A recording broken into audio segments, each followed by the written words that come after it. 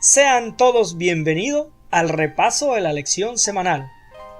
Es un verdadero placer que nos pueda acompañar esta semana. Conducido y dirigido por la doctora Esther Rosa y Ernesto de Paz. Sean todos bienvenidos, es un verdadero placer que pueda estar con nosotros una semana más. Ya estamos en el mes de diciembre y estamos en la lección número 12. El título de la lección para esta semana es De vuelta a Egipto. Mi nombre es Ernesto de Paz y me acompaña Esther Rosa. Bien, el versículo para memorizar dice: Jehová sea entre nosotros testigo de la verdad y de la lealtad. Y si no hiciéramos conforme a todo aquello para lo cual Jehová tu Dios te enviará a nosotros. Jeremías 42:5. Con este versículo vamos a tener una oración para que el Espíritu Santo nos dirija en esta lección. Oremos. Gracias infinitamente te damos, Señor, porque has permitido que lleguemos un día más, una lección más, que podamos, Señor, recibir este mensaje con atención y podamos ponerlo por obra, Padre. Esperemos tu palabra sea esparcida y los que escuchen este mensaje, Señor, puedan entender el mensaje que tú tienes, Señor. Gracias infinitamente te damos y con tu permiso empezamos. En el nombre de Jesús, amén. Amén. Wow, Ernesto, oyéndote leer el versículo clave, el versículo de memoria de esta semana, parece ser que finalmente los hijos de Israel entendieron. Lastimosamente no es esa la realidad. Si dice de vuelta a Egipto es porque tiene un simbolismo y tiene que ver con las acciones que ellos tomaron. El versículo de memoria es una de las lecciones en las cuales prácticamente no coincide con las acciones de lo que ellos hicieron. El versículo de memoria está diciendo prácticamente lo contrario de la reacción de ellos. Sí, hay algo aquí en la introducción que me llamó mucho la atención y es una notita, se la voy a leer, dice, es decir, la gracia no salvará a quienes rehúsen aceptarla, no importa todo lo que haya hablado Dios. Cuánto haya ofrecido la salvación, la protección, la paz y la prosperidad, todos excepto un diminuto remanente rechazaron la oferta de Dios. Es un mensaje preciso para nuestros días, Esther. Tú sabes que hoy estamos en el tiempo de gracia. Así es. Aunque prácticamente la gracia de Dios siempre ha estado ahí, pero hoy se resalta mucho esa palabra de la gracia, ¿no? Que por ejemplo, que porque la gracia de Dios ha sido sobre nosotros, nosotros ya no hacemos ciertas cosas. Pero hoy vamos a entender que el regalo de Dios siempre ha estado para la humanidad. Y la diferencia radica en que si decidimos tomarlo o dejarlo. Óyeme, la lección del domingo comienza con una palabra fuerte: anarquía política. ¿De qué se trata esto? Definitivamente algo cruel, algo duro, algo terrible. Pareciera de que el último exilio que había habido por parte del rey de Babilonia, de Nabucodonosor, había dejado a alguien, en la lección anterior lo vimos, que se había quedado a cargo de las personas que se habían quedado, de los pobres y de todas esas personas. Antes de que siga, déjame preguntarte algo, porque posiblemente aparezca alguien que no sepa de lo que se trata la palabra anarquía. ¿Qué es una anarquía? Anarquía viene del griego, que significa sin orden. El caso es que cuando hay anarquía en un lugar, cada quien hace lo que le plazca. Me refiero, tengo un deseo, porque yo quiero, lo puedo hacer y porque tengo la libertad. En este caso, se presta la anarquía, cuando no hay un control, cuando quedan diferentes grupos o estos diferentes grupos tienen poder y el que está a cargo no puede controlarlos o no hay nadie a cargo. Eso es lo que les había pasado a este pueblo. Algunos habían quedado en Egipto, unos habían quedado en Jerusalén, otros habían quedado en otros lugares, otros habían quedado en tierra de Amón y otros habían sido llevados a Babilonia. El rey de Babilonia controlaba la zona, pero los dejaba a los títeres, como le llamaban, ¿no? Dejaba a ciertas personas. Lo que pasa aquí en el caso de la anarquía, Ismael, alguien de nombre Ismael, que era de los príncipes, que estaba en la tierra de Amón, él regresó a la parte de ese remanente, el remanente que había quedado en Jerusalén, y fue y mató a Gedalías. Esto hablamos de la lección anterior, que lo había dejado a cargo de los pobres y eso. Él fue y lo mató y tomó prisioneros a los que dejó vivos. Wow. Y después de esto, otro grupo vino y se vengó. Y obviamente Ismael escapó para la tierra de Amón. Antes de que llegara a la tierra de Amón, el caso es que lograron liberar al pueblo, ¿no? A la parte que había quedado de príncipe. Ahora, hablamos de príncipes. Recuerden que eran 12 tribus. Y recuerden, las descendencias a diferentes niveles. Por eso era lo duro, que los príncipes se habían peleado. Todos tenían acceso, por decir así, al reino. El caso es que pasa esta situación, Esther, pasa esta situación de que el mismo pueblo se rebela. Ahora tenían un problema. Los mismos que habían liberado de Ismael tenían miedo del rey de Babilonia. Pues claro, haberle matado a esta persona, y luego también tengo entendido que mataron también a un grupo de soldados babilónicos. Entonces me imagino por qué es su temor. El caso es que quedan en una situación de, ¿ahora qué hacemos? ¿No? ¿Cómo explicamos? Nosotros no fuimos los que lo matamos, al contrario, nosotros nos liberamos, pero ya matamos a esto. Entonces, una situación, una indecisión, que es algo más terrible, no tener dirección que tomar. Viene y llegamos a la lección del lunes, buscando conducción divina. Ellos deciden ir con Jeremías. Ya prácticamente porque estaban asustados. Estaban ¿no? asustados y deciden Jeremías, van con Jeremías, ¿no? Pues todo apunta de que, gracias a Dios, llegó el momento en el cual ellos entendieron el mensaje. Van con Jeremías y le dicen, sabemos que eres profeta de Dios. Por favor, habla a Jehová, habla por nosotros y que nos declare qué es lo que quiere que hagamos. ¿Quiere que nos vayamos a Egipto? Egipto todavía no había sido invadido por Nabucodonosor. ¿O quiere que hagamos? No podemos ir con el rey de Babilonia porque nos van a asesinar. ¿Cómo le explicamos que matamos a su encargado, ¿no? A la persona que él dejó a cargo. Porque recuerde que los dejaban y tenían que pagar ciertos impuestos. Es como una compañía. Yo dejo una compañía a cargo de alguien, pero esa me tiene que dar frutos. Algo así era. El caso es que van con Jeremías y dice Jeremías, ok, voy a orar a Dios.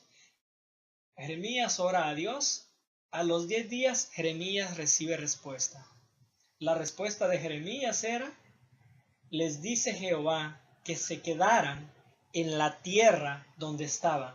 Si ellos querían que se quedaran ahí, que no se fueran para Egipto, que él los iba a proteger, que no importaba, que con el rey de Babilonia que no se preocuparan, que él tenía el control, que Jehová tenía el control de ese rey y que se quedaran ahí, que él los iba a prosperar.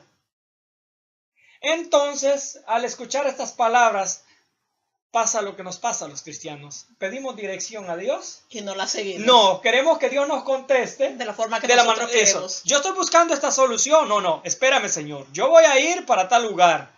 Si tú no me dices que vaya para aquel lugar, yo me sigo y me voy. El caso es que van y les dice que no se vayan, que se queden y que no se fueran para Egipto.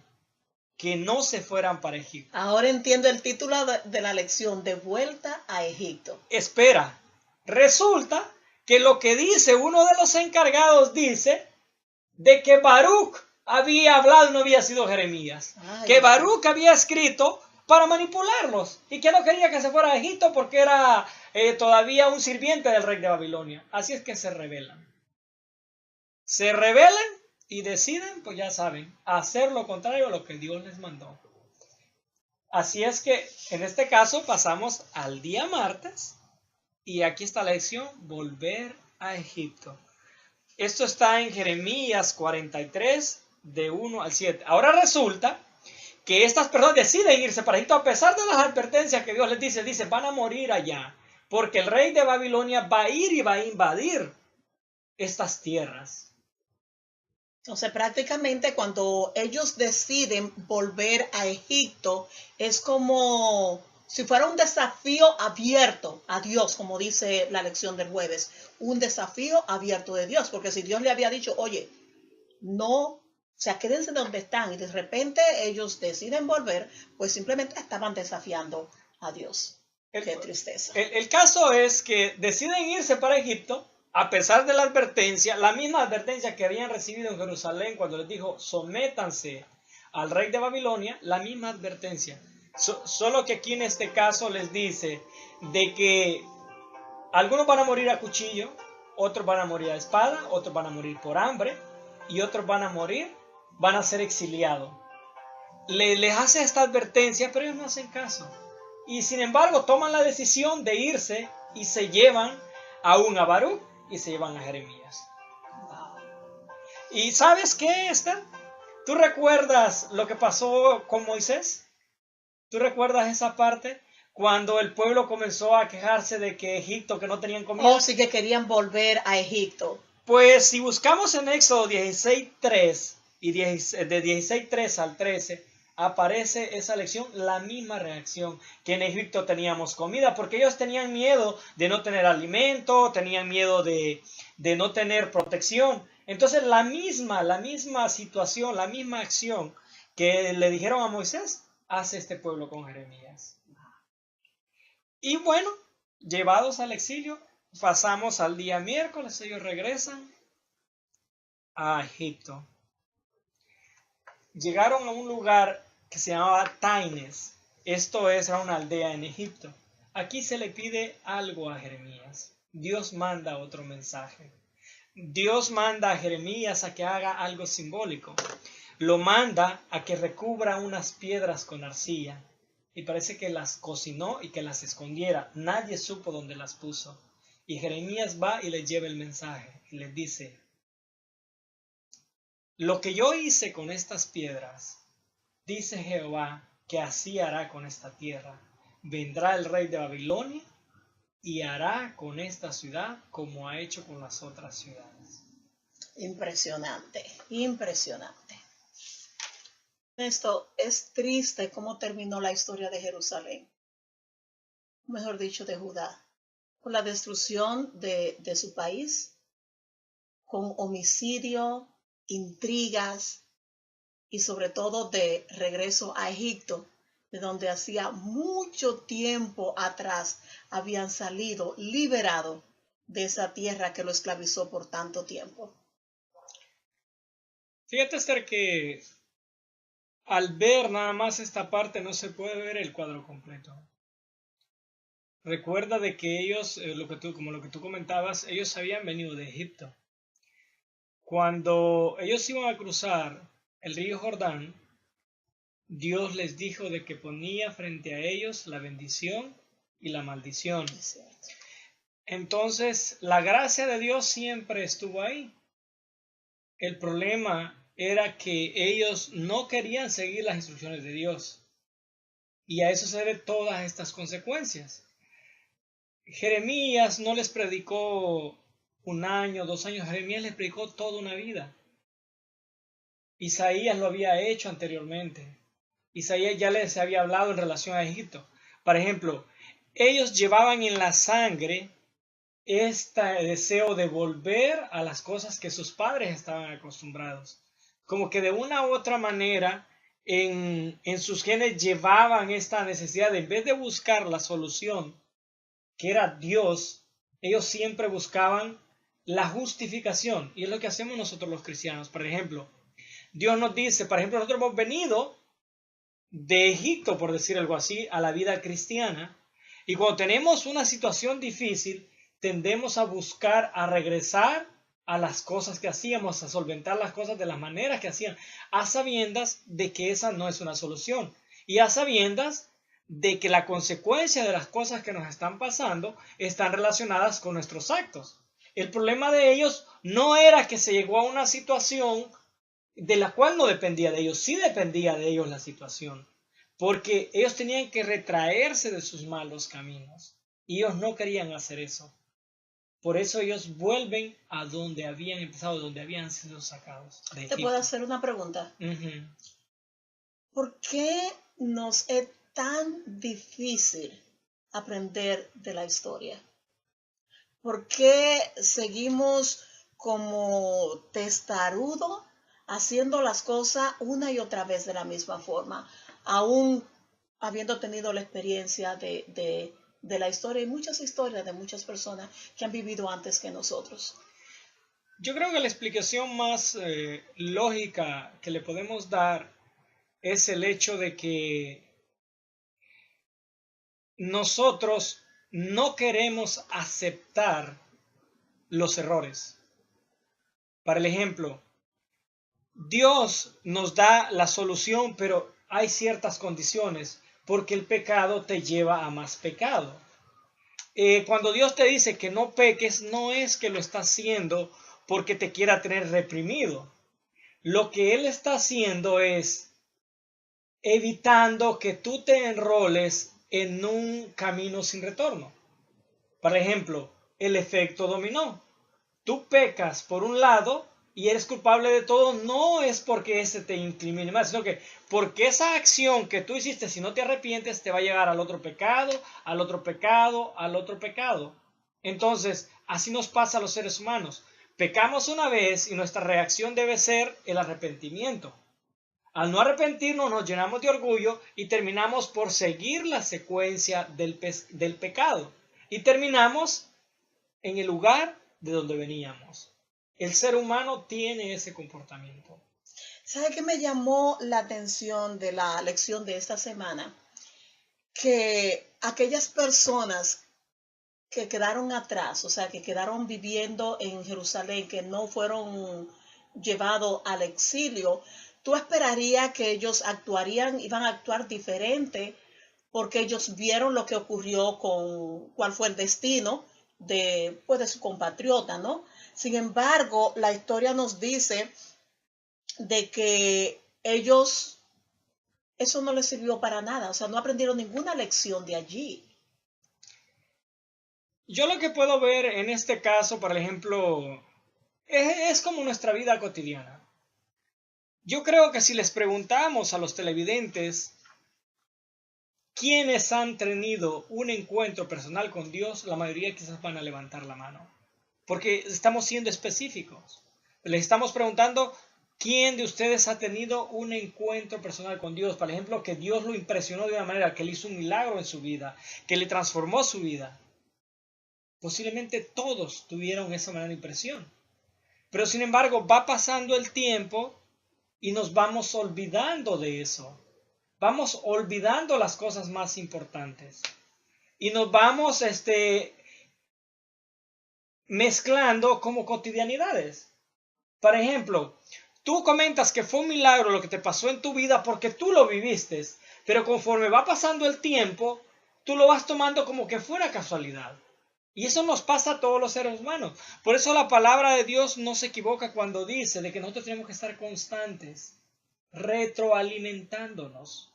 No es, por ejemplo, que yo encontré algo y ya con eso es suficiente. No, es una búsqueda, es un tesoro que se nos ha entregado a nosotros. La salvación es un tesoro, pero tenemos que cuidarlo porque lo podemos perder. Y estos versículos nos ayudan a entender ese caso de que nosotros podemos perder nuestros beneficios. El pueblo de Israel había sido llamado para ser una nación santa y se corrompieron, pero la solución estaba en Jehová. Ellos habían olvidado a Jehová. Si tú recuerdas la historia de los jueces aparecían cuando el pueblo se olvidaba. Cuando estuvo Josué, recuerda que después les pasaron cosas, apareció otro juez. Después este juez aparece, vuelve al pueblo. No es que los jueces fueran personas extraordinarias, no. El caso era que lo extraordinario que hacían los jueces era que llevaban al pueblo a los caminos de Dios. Recuerdo el caso de los madianitas. Ves que se metían los madianitas y le robaban los frutos, le robaban las cosechas, los saqueaban. Eso lo habían vivido en el pueblo de Israel. Y apareció un juez, el cual lo que hizo de extraordinario fue atacar al enemigo, pero lo más importante, que les hizo entender que la confianza debía estar en Dios. Y esa es la parte que nos pasa a nosotros. Conforme va pasando el tiempo, nosotros olvidamos lo grande que Dios ha hecho en nuestras vidas y nos pasa lo del pueblo de Israel. Que es curioso. Esas gentes fueron sacados de Egipto libres y ahora retornaban a Egipto. ¿Tú crees que se podría decir que nosotros hacemos igual? Que Dios nos ha sacado de Egipto, nos ha libertado de hábitos, de circunstancias, de estilo de vida, y que nosotros volvemos de nuevo. O ¿Se podría decir eso? Yo creo que sí. Fíjate que... ¿En qué aspecto? Mira, Dios nos ha puesto infinidades de reglas y esas reglas no las ha puesto para humillarnos, las ha puesto para engrandecernos. Para el ejemplo, en relación a la alimentación, tú puedes ver de que de la manera que nosotros nos alimentamos son los que determinan las enfermedades. Nosotros sabemos eso. Sin embargo, es más fuerte nuestra dependencia de esos alimentos y terminamos por importarnos. Aunque digamos que sí nos importa nuestra salud, nosotros vendemos nuestra salud por nuestros gustos. Ahora, en relación a la vida cristiana, cuando la mayoría que venimos a la vida cristiana es porque hemos entendido que no hay otra solución a nuestros problemas, que la solución está en Cristo. Pero ya estando en la vida cristiana, se nos hace una vida aburrida.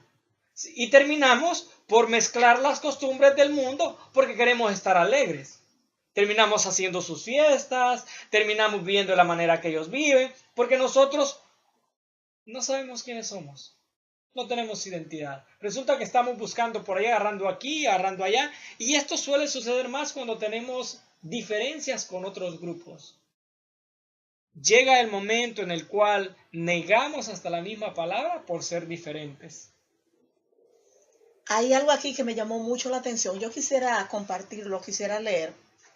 Esta es la lección de maestro ya en la página 148. Dice, el regreso a Egipto fue el centro de esta lección. Como adventistas del séptimo día, a menudo hemos salido del Egipto espiritual, de adicciones pecaminosas, de crimen y odio, de marginalización social, y sin embargo, hay todavía muchos que necesitan ser liberados de Egipto en un sentido espiritual. Se da el caso, parece ser, de que espiritualmente también hay un Egipto. Los seres humanos somos en tres porciones: física, mental y espiritual. Por ejemplo, como es el mundo espiritual, así es el mundo físico. El problema nuestro es que creemos que las cosas que hacemos cotidianamente en nuestra vida diaria no tienen repercusión en nuestra vida espiritual. Hay personas que dicen que son muy espirituales, pero en la vida cotidiana ellos se comportan de una manera tan desagradable que no tienen el comportamiento de un hijo de Dios. Es curioso esto de que seamos seres integrales y cada cosa que nosotros hagamos determina los tres tipos de personalidad que nosotros tenemos. Por ejemplo, las cosas que nosotros hacemos nos afectan nuestra manera de pensar, nos afectan nuestra conexión con Dios. Entonces, nosotros somos un todo, somos seres integrales. Me refiero, una de estas porciones Va a dominar. sí, va a dominar, pero va a determinar la dirección que se van a mover las otras. Yo no, como dijo Jesús, yo no puedo decir que tengo amor si desprecio a mi hermano. Yo no puedo decir que amo a Dios si desprecio a mi hermano. Yo no puedo decir de que soy muy espiritual si físicamente yo soy un egoísta. Espiritualmente yo termino siendo un egoísta también, porque todo está conectado. Y eso es lo que nos cuesta entender como cristianos, la determinación que tiene nuestro comportamiento. Nosotros podemos predicar la palabra de Dios diciéndole a las personas, y muchas personas se lo toman muy en serio esto de ir y decirles a los demás, pero también nosotros podemos predicar con nuestro comportamiento. De la manera que nosotros nos comportamos, nosotros podemos predicar. Entonces, déjame ver si yo entendí. Quiere decir que nosotros, debido a que somos seres integrales, compuestos por cuerpo, mente y espíritu, nosotros podemos volver a Egipto, o sea, las viejas costumbres, al lugar de donde Dios nos sacó. Podemos volver de nuevo a ese lugar, ya sea mentalmente, ya sea espiritualmente y también físicamente. Ahora, ¿te puedo hacer una pregunta personal? ¿Alguna vez Dios te ha pedido hacer algo del cual tú simplemente no ha querido hacerlo y no lo, o sea, prefiere hacer otra cosa y no lo ha hecho. No, Te voy a decir por qué, te voy a decir a por ver, qué. a ver. Yo recuerdo una historia que mi mamá siempre me ha contado y era que a su mamá una noche en un sueño se le apareció alguien que ella identificó como un ángel y le dijo, debes de irte de este lugar e ir a otro lugar porque en ese otro lugar te va a ir mejor.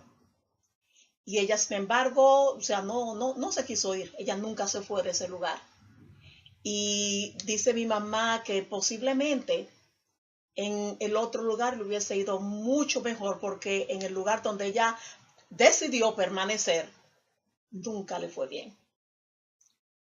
Bueno, es curioso, ¿no? Por ejemplo, personalmente a mí me ha pasado, les voy a compartir, he ido la otra vez, yo iba por la carretera y vi una persona que iba caminando. Aquí en este país es raro ver a alguien que vaya caminando, más por el freeway, es poco que tú veas eso, todo el Sí. mundo usa transporte, en las ciudades grandes hay transporte, difícilmente tú ves a personas caminando. Y me llamó la atención que alguien me dijo que yo tenía que regresarme por esa persona. Y recuerdo que llegué a la primera salida para hacer el retorno y no lo hice. La segunda tampoco lo hice. Y estoy hablando que ya me había retirado quizás unas 5 millas. Pero a la tercera salida decidí mejor hacerlo. Yo no sé por qué razón, cualquiera puede decir es una corazonada, no. A mí alguien me dijo que yo tenía que llevar a esa persona. Casualmente la persona tenía que caminar casi 4 horas para llegar al lugar. Y era un lugar local, pero tú sabes que caminando, por ejemplo, 15, 20 millas, tú te tardas varias horas. Sí, aquí las distancias son bien largas aquí Bien largas. en Houston. Entonces, sí, recuerdo que lo único que le dije a la persona es decir, lo que me quedó decirle es, yo no sé qué trato tú tienes con Dios o qué Dios tiene contigo, pero prácticamente yo no me quería regresar, pero me tuve que regresar. Sin embargo, posiblemente yo me atrasé un poquito más de a donde iba y eso, eh, pero le di gracias a Dios por haberlo hecho, ¿no? Porque yo no sé de qué manera Dios actuó. Quizás esas son cosas muy sencillas. A otras personas les han pasado cosas más grandes como las que tú comentas, en las cuales tienen que ver con la dirección total de su vida. Y nosotros no hemos hecho caso. Recordemos lo de Abraham. Abraham le hizo caso a Dios.